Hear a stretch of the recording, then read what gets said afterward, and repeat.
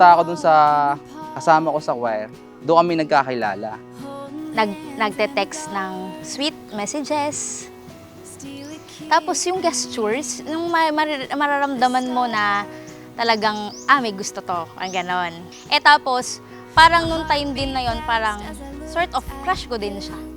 Nung payat pa siya. Yours was racing too. We fell at once and never looked back. Yung ginawa kong strategy yun, pumunta ako sa bahay nila kahit malayo. So from Valenzuela to Kalumpit, para lang maligawan siya. Actually, hindi po alam ng iba, nag-propose siya 2021. January 1, 2021. Pero, dahil tinoyo ako, hindi natuloy yung proposal na yon. Pero inabot niya sa akin. Sinabi naman niya sa akin. Kaya sabi ko, wala bang second ulit? Kaya, nung second time, so kaya naging dalawa yung... Make you mine for always. Di na ako sa pagkain, nagdala ako ng foods, niligawan ko rin yung nanay niya. Siyempre, at the same time, yung magulang din mismo yung mag-repair sa'yo dun sa anak. Sobra siyang mapagbigay. As in talagang kahit wala na siya, basta meron yung family niya, okay na siya doon. Yun yung pinaka-ano niya siguro. Pinaka-strength niya, pero weaknesses din niya. See, I don't believe in chance. I think it's the choice we make. Oh, Mag-12 years na kami by this October. So yung pagrelasyon namin, sinubok na ng maraming panahon at awa naman ng Diyos, yun nga. Dito na kami ngayon para magpakasal. Sa December, dumaan ng 2021, 2022, December. Pagdating ng December, wala namang preparation kasi hindi po naayos yung papel.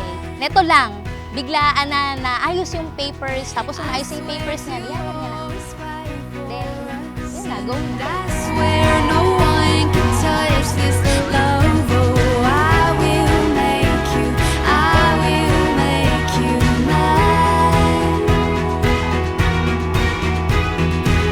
Hindi ko muna ibinibigay yung pinaka-best ko dun sa mga panahon na mag-girlfriend pa lang kami o mag-boyfriend pa lang kami. Bibigay ko yon once na nagpakasal na kami, yung 100% ko sa kanya. 100% sa pagluluto, paglilinis, pagmamahal, pagkakalinga, lahat yun ibibigay ko na sa kanya. Kasi nga, ito na yung time na wala na akong daw sa sarili ko para magtira para sa sarili ko. All in na. Loves, thank you and I love you. See you later. And another image kung paano mamahalin ng lalaki, ang kanyang kabiyak ay katulad ng pagmamahal mo sa iyong sariling katawan.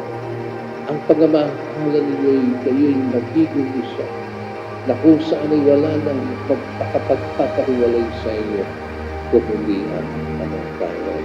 Yan ang ipinapaalala sa inyo bilang makabiyak. Wash over me, let me fall from my surroundings.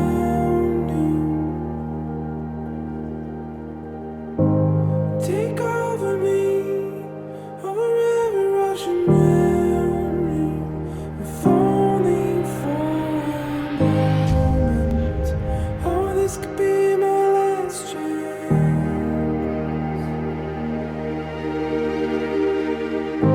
Sail on with me. Up here we know we're safe from the crashing wind. And talk to me from the lungs of the air your heart is breathing. If only for a moment. Oh, this could be my last chance.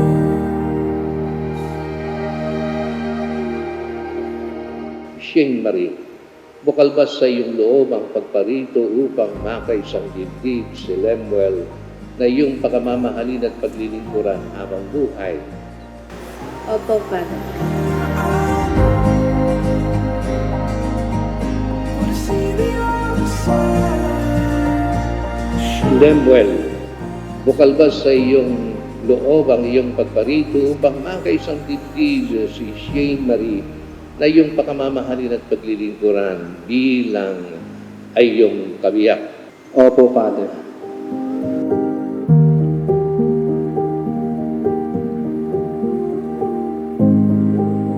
Shane, kailanman hindi kita pagtataksilan, isuot mo ang singsing na ito.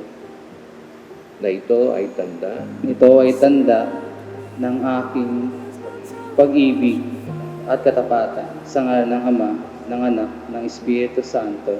Amen.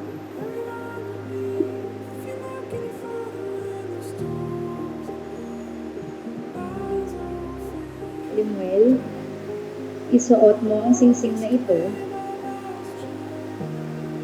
tanda ng aking pag-ibig at katapatan.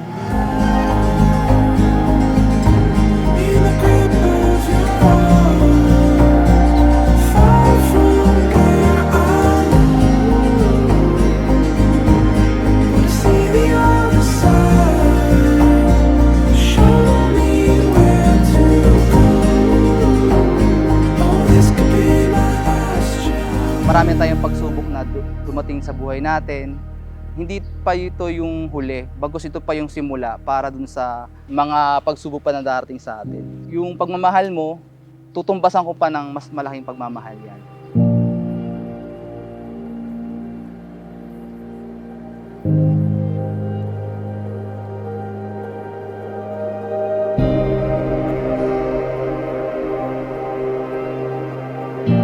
Sabi kasi ng mama ko noon, after 6 years dapat. Isang sabi niya, kung abot ka ng 6 years, sige go, kayo na.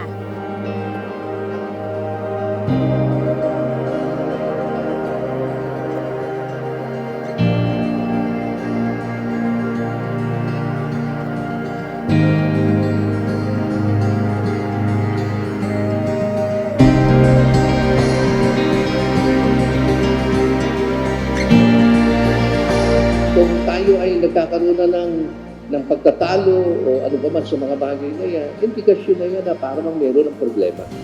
At kung mahal niyo ang isa't isa, gagawa kayo ng paraan upang ma-resolve yung problema na yan.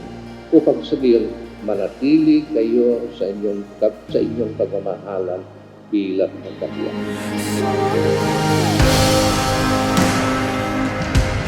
To the grip of your arms, far from where I Nagpa-practice kayo niyan eh.